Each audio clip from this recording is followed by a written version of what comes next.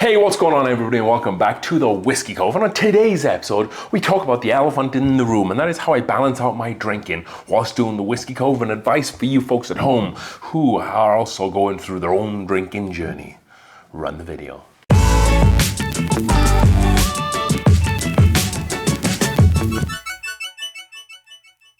Alrighty then folks, thank you for joining us for another new and exciting episode of the Whiskey Cove as we discuss how I balance out my drinking here on the Whiskey Cove, some of the stuff that I do that I feel that really helps me here, and some stuff I can recommend to you folks at home who, like I said, are going through their own kind of drinking journey, maybe are asking the question like, how much should I be drinking, how much could I drink, or what is kind of like the normal amount, so to speak. And that is a perfect segue to today's sponsor of the video, and that is the 6-month sponsor, and that is of course ZBiotics. And let's face it, as I'm finding this out myself, as I get older, I kind of have to make a little bit of a decision. I can either have a great night out or I can have a great next day.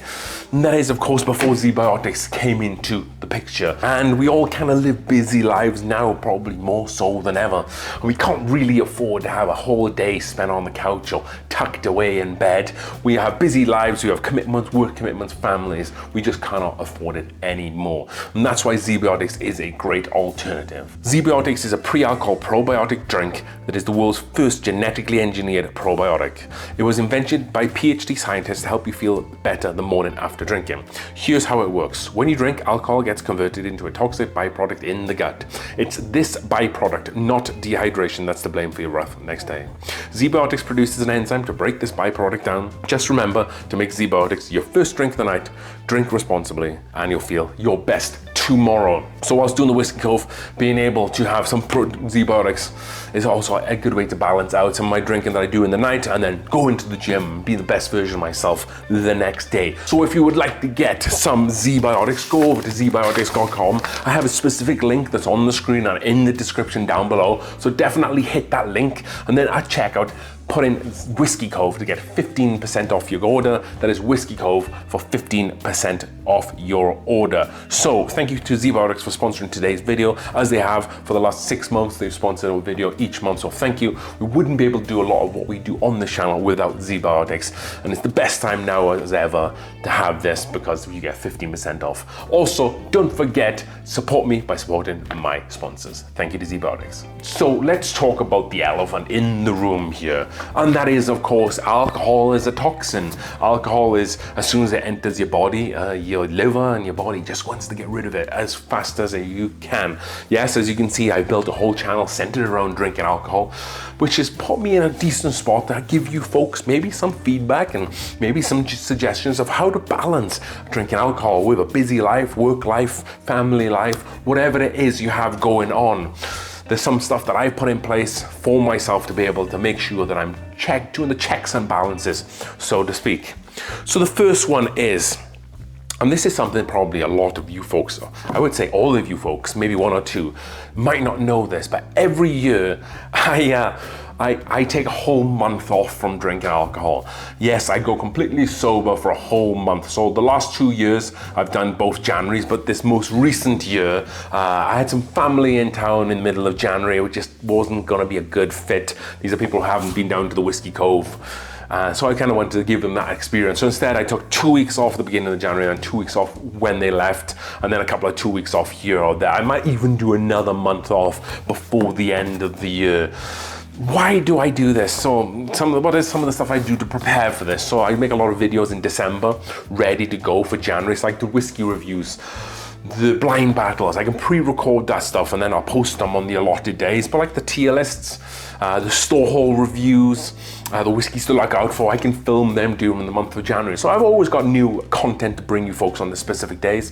It's just the alcohol related stuff I tend to avoid doing in January. Yes, I have a lot of events and some stuff I go to around Christmas time, so not that I'm drinking loads of alcohol to begin with, but my alcohol content or my alcohol consumption goes up a little bit during those festive months, as it probably will with a lot of people about that. So I'm not saying to everybody you should take a month off of drinking, because at the end of the day, you live in your own body, you make your own decisions, you're free to make those own decisions. For me, I feel like if I take a month off, I am telling myself that I have complete control over my alcohol consumption. I can stop it, I can pick it up, I can do whatever I want with it. I'm in charge, I guess is what I'm saying. If I'm not able to do a full month, which thankfully I haven't had that issue so far, then I need to make some checks and balances and maybe do some things a little bit different in my life.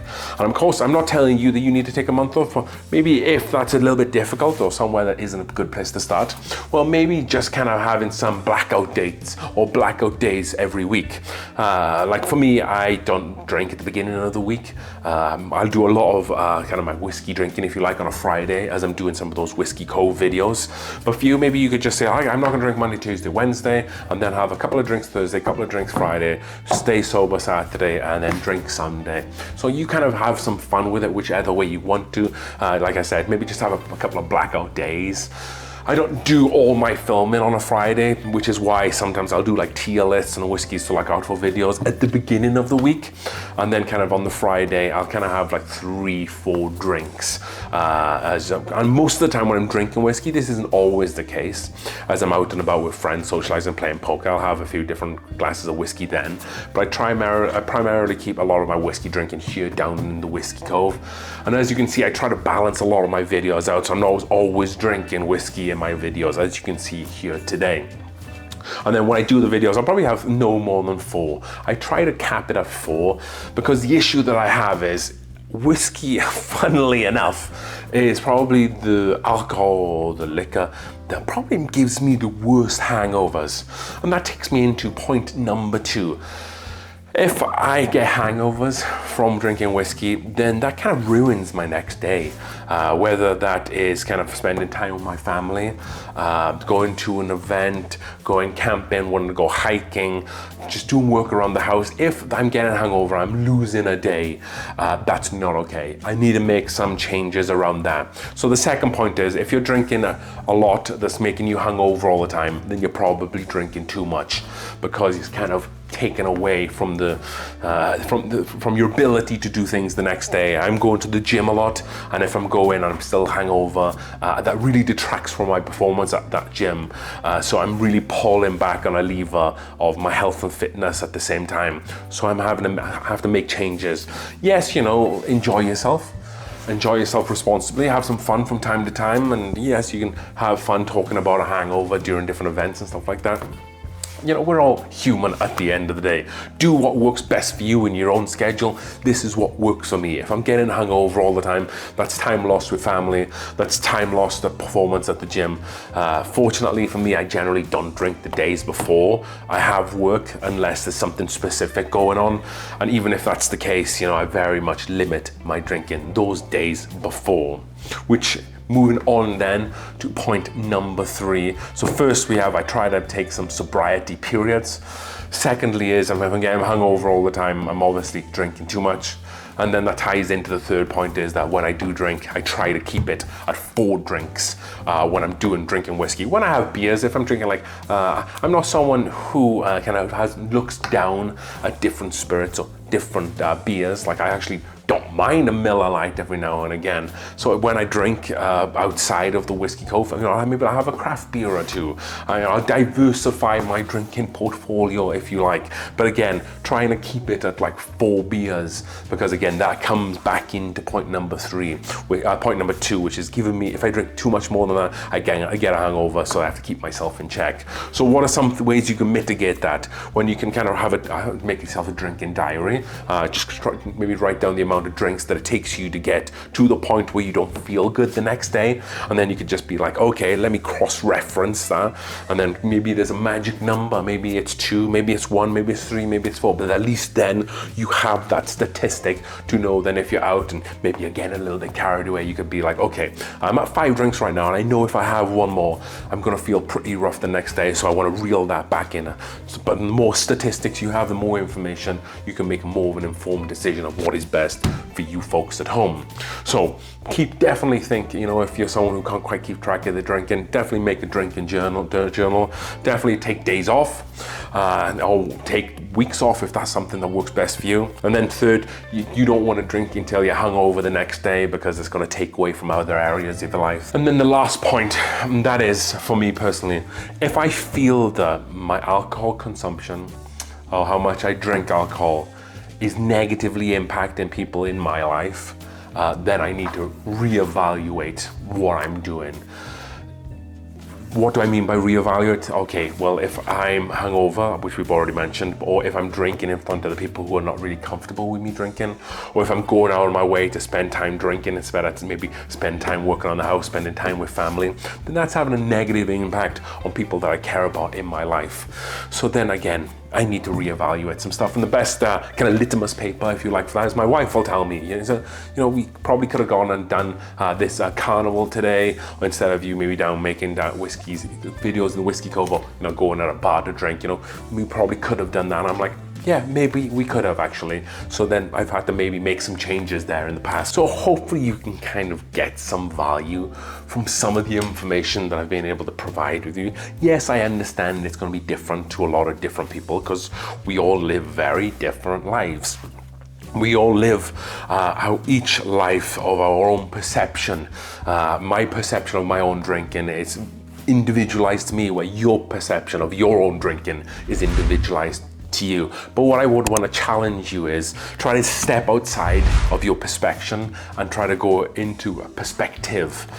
Try to look analytically at your drinking, maybe putting yourself in someone else's shoes in your life, looking at you and being able to really take that perspective and seeing if how much you're drinking's okay. And if it's not, again, try to make some changes around that. Limit the drinking, don't get hungover. Keep a drink journal about how much you drink, and if you're not comfortable with that, then make the changes as well. If it's negatively impacting people in your life, then again, you probably need to make some changes. I love doing the Whiskey Cove here. I love spending time. I love drinking whiskey. I love enjoying the nuances. As part of drinking and sampling whiskey, I always drink the whiskey. I know I cut out some times when I'm drinking like that, but I always drink the whiskey. And that's because I feel that as it goes down your throat, you're still able to pick up some sort of nuances, and the burn and whatnot. It is a big full scope review there. But I know some other whiskey channels go through periods where they kind of just spit the whiskey back into a cup, and a lot of people who work in the liquor industry do that for that reason, because they don't want to be drinking whiskey all the time. But as I've said, I love what I do down here, but I really have to limit my drinking whilst I do the Whiskey Cove videos there. So I hope you've enjoyed today's video. If you do, definitely like the video. And if you're someone who does enjoy drinking whiskey and you want to learn a little bit more about how I taste whiskey, how I review whiskey, some great tier lists, then definitely do think about becoming a subscriber for today's video and other videos moving forward there. So as we drink through the world's whiskey, which is pretty ironic given the video, right? One glass at a time. Cheers.